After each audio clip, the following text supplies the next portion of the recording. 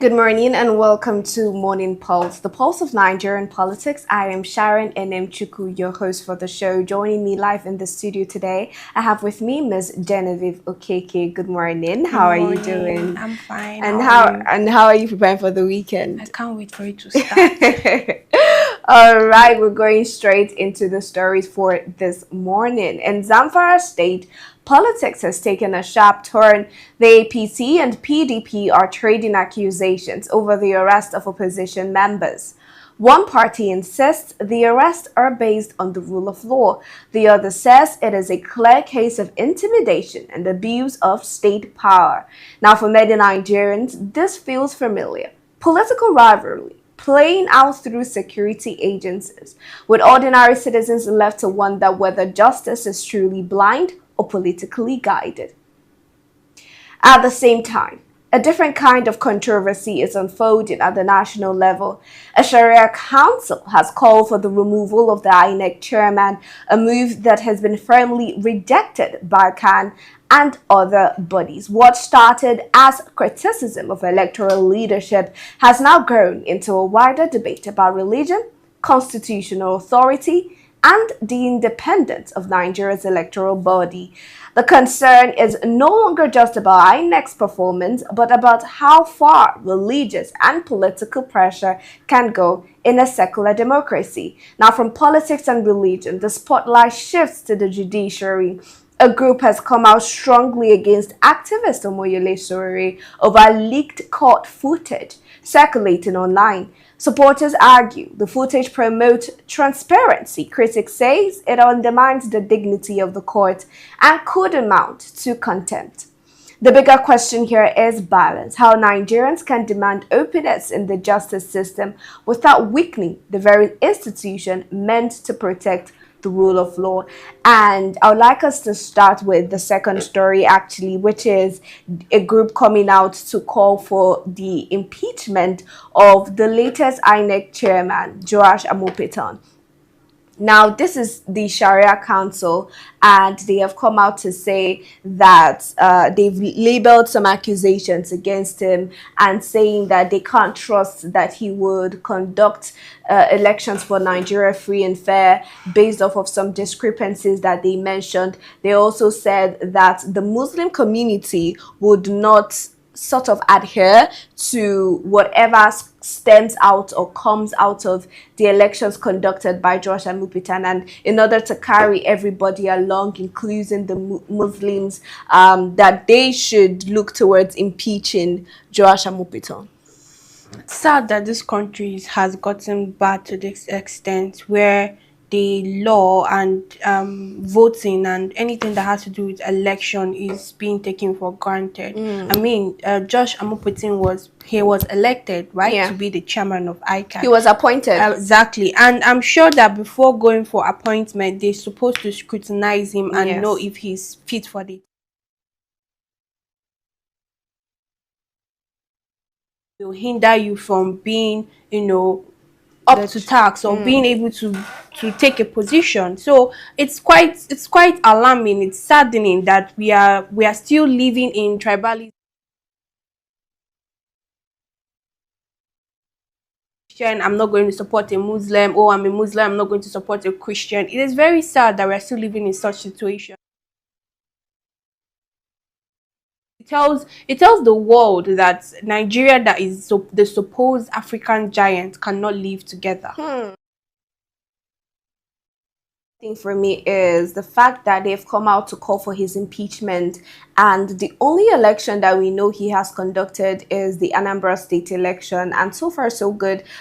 We did hear so much malpractice and Exactly. rigging and all. So personally, I would say that if you're going to ask for anyone to be impeached, it should be when he has not carried out his duties Exactly. very well. I mean, even with the last INEC chairman that we had, and with everybody complaining the way and manner in which he conducted the 2023 general elections, he still was not He was impeached. not So impeached. I was I even mean, about to Joash get to Amupitan that. has not even, he has not even done anything, right? And How how long long was has he he been? even Exactly, that's INEC my point. chairman? How long was he? Has he been INEC chairman? When was he appointed? For him to all of a sudden see for them to see discrepancies and say they no longer want him as the INEC chairman. You see, this is why I say even in some policies and in some states that I've seen, you're especially in the northern areas, right? We're seeing religion highly infiltrating into government policies. And do you Exactly. think that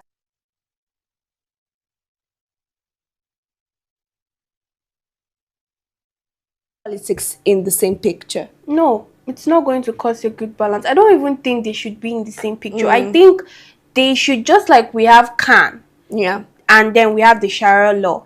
They should be situated, stay on their own. They Separately. shouldn't come into politics. Is politics. Politics is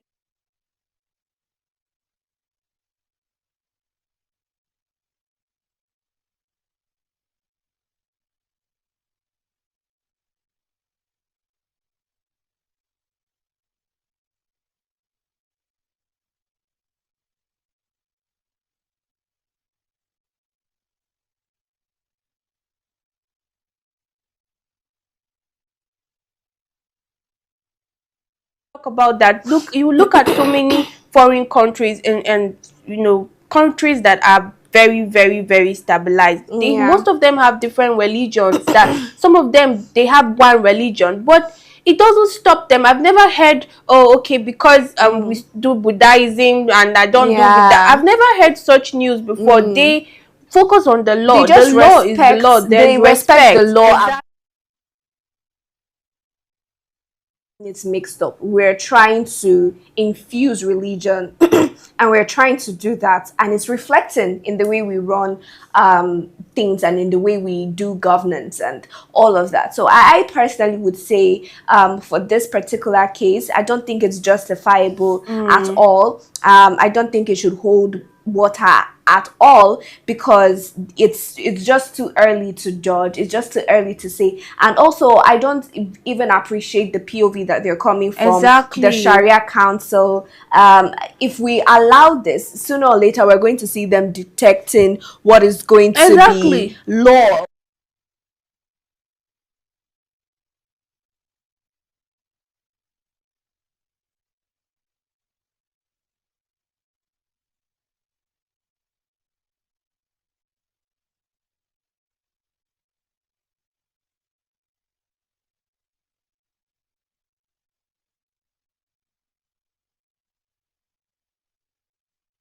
Speaking up and be like, oh, my really a traditionalist will come and Yeah, so I want a traditional man to be exactly. in seat. So Yeah. they shouldn't look at. I think the religion has to stop at the church activities or the mosque activities Mm-hmm. or how it is. Let's say religious activities is affecting national activities, affecting national bodies. Like let's say when we talk about when it comes to noise and rest of.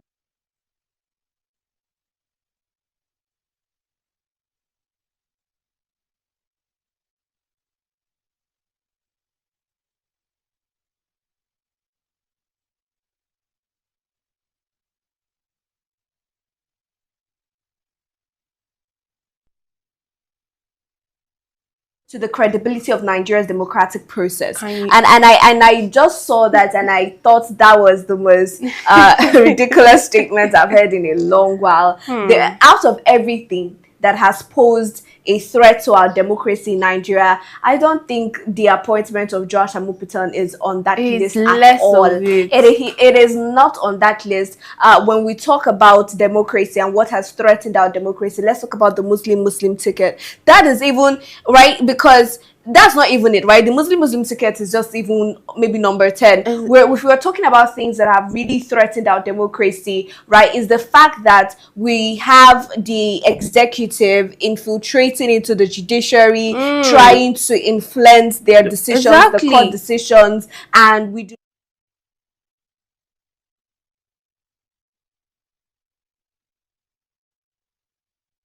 them look to be to me, that as though they've already been already infiltrated. They look as though they're just tools in the hands of the executive. Yes, and that's what we it know when is. we had the discussion yesterday where we were talking about Tinubu being the government, as regards having three arms of government, right? When we have situations like that, that is what really and truly threatens our democracy. Exactly. Not the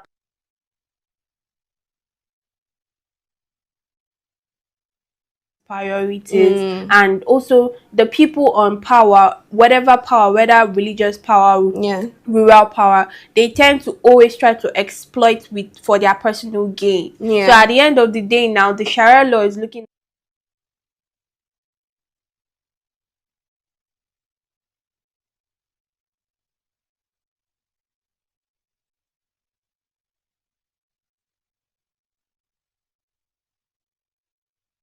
is not your office, this is not your church, this is not your mosque, this is not it. This is government, this is presidential, national, nationwide, national discussion, national business.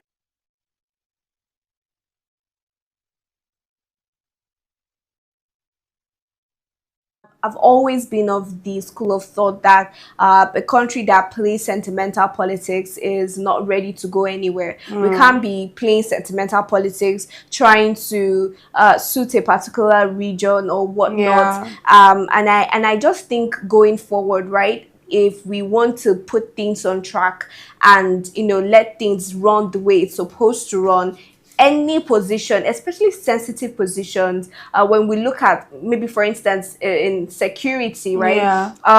Good positions in security. I like the fact that the Minister of Defense, we have a new Minister of Defense who we believe has the capacity to do well in that position. So when we have sensitive positions, we should not be looking at, oh, do I know this person? Is he from my side? It should be merit. It should be, if you merit a position, then you'll be given clearance to get to that position. Now, this brings us to the second story, and this one is really important, right? And it's very funny. So it's the APC and PDP. They're just trading words in a commotion. Now, we're seeing that the APC have come out to accuse the PDP in Zamfara state, one of the states that they are yet to completely rule and take over. Right now, we have over 30 states that are being ruled by the APC. So yes, that's that.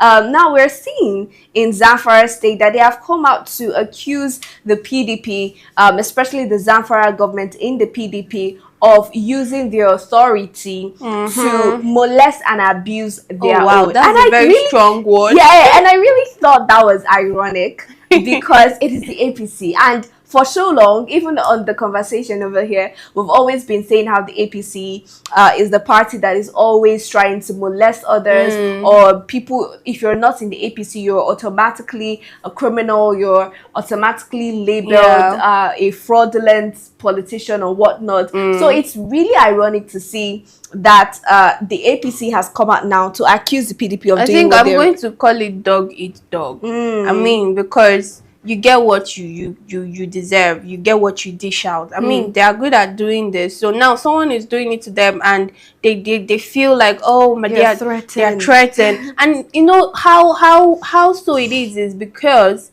they have not gotten power over Zamfara state yet. So this is like, God, we need to know. And they said that they were going to do everything possible to ensure that in the next election that they clinch Zamfara state. Imagine what a political body is saying. I mean, what is this? Where has democracy gone? I mean, we're supposed to have opposition parties. They should be able to freely exercise their rights as opposition parties. I'm not daunting on the fact that if allegedly it was true that they are molesting in their language with security bodies, I think that is something that should be looked at separately. But when it comes to defending themselves, like keeping a stance in Zamfara state, I think the PDP should carry it on and keep going, because if we don't do like this, by come 2027 there will be no opposition party at all. In fact, there will be no need for election.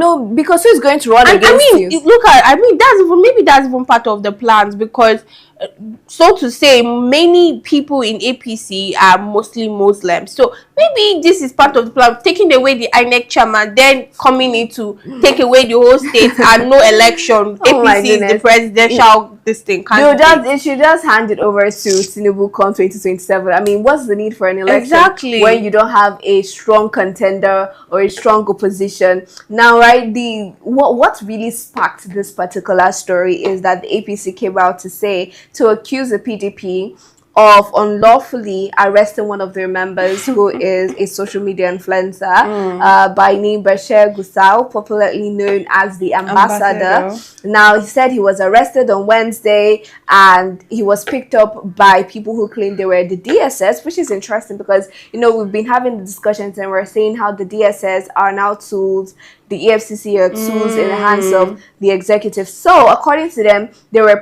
he was picked up by the DSS, and when they try to track him, they can't, right? They can't track his movements. They don't know where he is. They don't know his whereabouts, which has sparked this accusation and this particular story. And I would just say, I just think it's ironic, and I'm actually begging the opposition at this point to sit up and know what they're doing. The way and manner we've been seeing defections, the way and manner people have been running to the APC, it is scary. Because there will be no need for an election come 2027 if we don't have opposition. When a country that doesn't have opposition candidates and there's no election, it's no longer democracy. It's definitely monarchy, I guess. Like, it's not even monarchy because they're not giving their it's not hereditary. They're not giving ownership to their kids. It's like autocracy or tyranny. Exactly. Yes. I think that's what it is, and that is not democracy. So really, if I was to say anything to the Shara Council, this is what threatens our democracy, not the INEC chairman's appointment. And right, the fact that the APC in Zamfara State have come out to promise that they're going to do everything possible to clinch Zamfara State.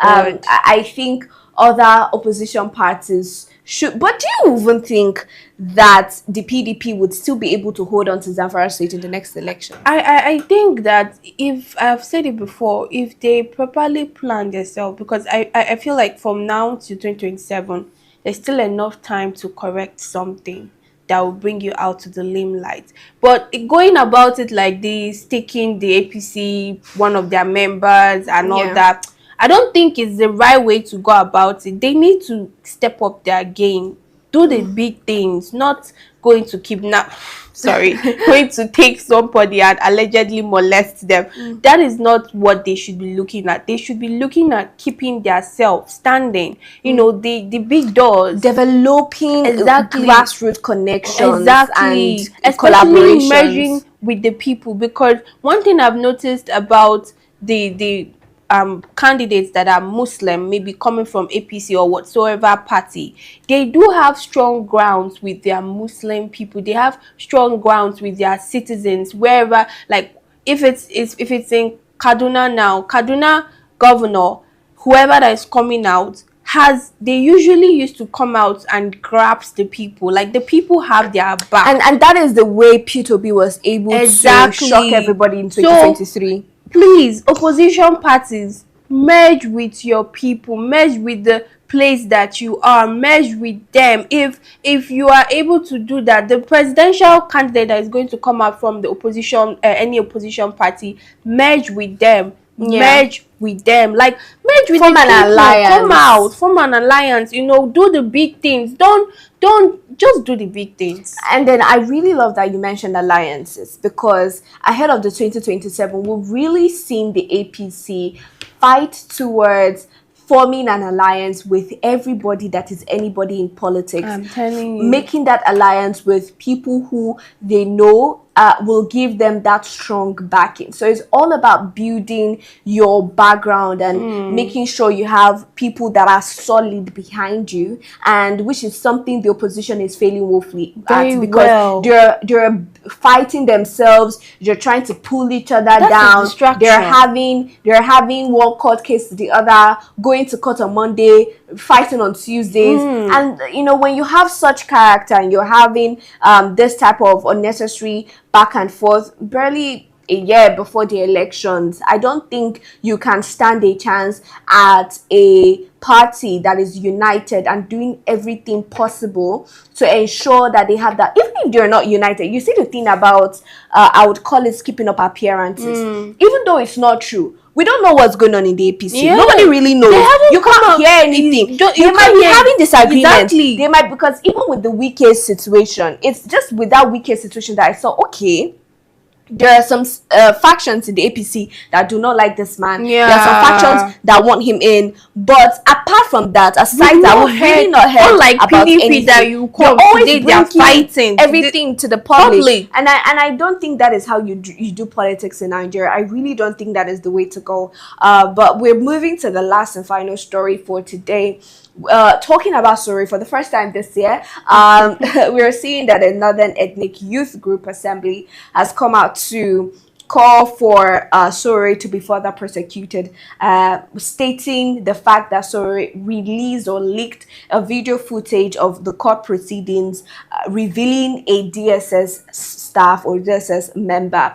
Now he's saying that they're saying that the DSS is a secret service and the official that he exposed is a secret service agent, and because of that his identity should be protected at all costs, seeing that they have been sworn under a strict oath. Now, he said that this particular footage that Sori released, it borders on contempt of court because of that, and breaching national security as well, right? So the fact remains that Sori is still in court for cyber crimes, accusations, and all of that, even from last year, panning until now. And I think I know the video they're even talking about. There's a video where I think it was Sori's lawyer that was questioning a DSS personnel and asking him, oh, do you have, just trying to get clearance and all of that.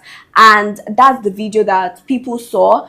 So now they have come out to call for a further prosecution on a different level. What do you think about that?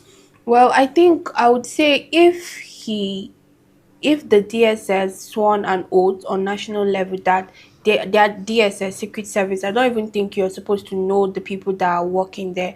Definitely, I think Sowore really overstepped his boundaries by sharing an image about that person or about whatever happened in that courtroom.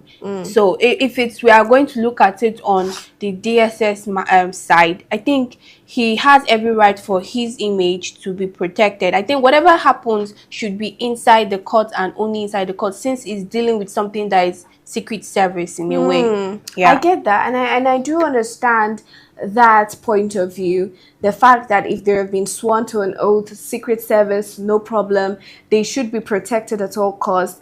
But also, I really will not agree with this group that has called for, that's come out to say things like, oh, this is a grave breach of national security and all of that. I will always say that, right? If you're saying things like this, you should look at the numbers, look at people who have really breached national security, right? And the fact that Sore is someone that is always speaking against the government, I just feel it is a means to shut him up, or a means to silence people from coming out to say what they want to say, express themselves. I just have a problem with the fact that if this pulls through, if this is followed through, it would mean that people can no longer express themselves. And in a country where there is no longer freedom of speech, that is another thing that threatens our democracy. Because at the bane of democracy is freedom, freedom of speech, freedom of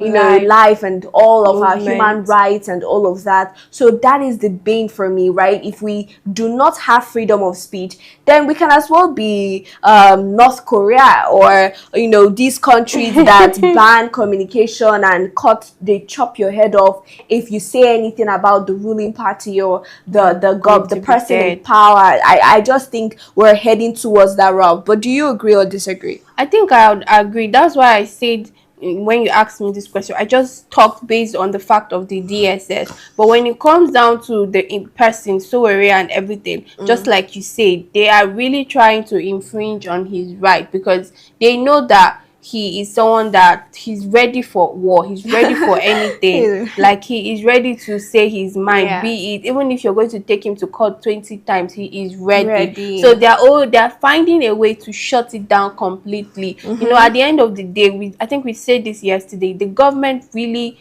they hate when they are being criticized and scrutinized, so they always find ways of shutting that mouth up. That's what the government always try to do. They find ways of shutting the mouth that is saying against. If you're not singing their praises, you're not their friend. You're not their friend. And that is not government. That is also not democracy. And I think if we're trying to achieve a balance, if we're trying to work on good governance, I think your disposition to criticism will be very different, or to critiques, right? It would be very, very different, because you want to hear how you're doing, how well you think people perceive you, where you can change, where you can make amends. From there, you can even guess you what can is bet that. happening So I think if a government is not concerned about critics, or if they're not concerned about feedback, and always calling it there's a certain phrase they say it's not backed by fact,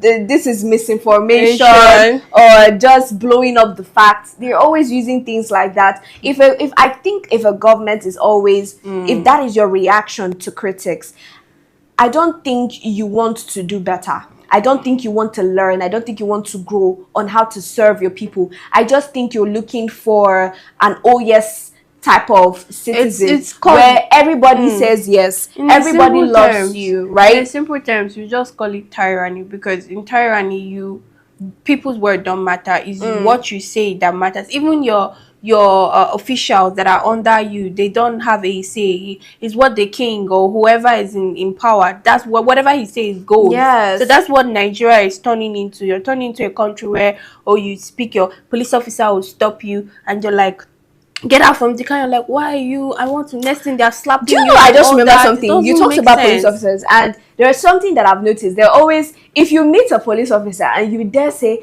I know my rights, it always triggers them. Oh, you think you know your rights? You think you can speak English? The fact that knowing your right is a big deal, or it's a trigger, it sets them off completely, is something that I can never understand. Because at the end of it all, are we not supposed to know our rights? Are we not supposed to defend our rights, right? And there's something also when you watch movies and you see when the police arrest people, immediately they read off their rights. Or you have the right to remain silent. Okay, I think we also do it as well. You have the right to remain silent. And in situations where the police officers don't read off your rights while you're being arrested, they can also be called out for that. Exactly. You have to read out the person's right. You don't go to someone's house without a search warrant. You don't. You can't even arrest somebody without a Nigerian police officers that. Tell them. Coming to arrest somebody, you need to have. I'm telling you, like, I've watched movies, and I know this is happen in well-stabilized countries. A criminal, they know that this person is the person that did this, but before you go into that person, you still need to get a warrant, or even because there are some cases where they don't need that warrant. The criminal case. But there are also situations that I've seen that they don't go for these arrests except they have evidence. Exactly. Even though it might be blaring and glaring that this person did actually this. If you don't have evidence to substantiate those facts, it would not fly. They won't go ahead to arrest you. And this is why I think the police actually have to, the police have to do better by long stick. By long yard. They really need to sit up and do better by the people and by themselves as well, because they're going to be someone's they have a legacy to leave out, right? They are people's fathers, people's mothers, and generally I just think they can do so much better than they're already doing right now. But this is where we're going to wrap it up on the conversation. Thank you very much, Genevieve, for joining me on the show. If you're watching for the first time, you just watched Morning Pulse and Active Citizens, where we discuss Nigerian politics. If you're yet to subscribe, please endeavor to do that and follow us across all social media at Active Citizens. Till we see you later today, do have a good morning.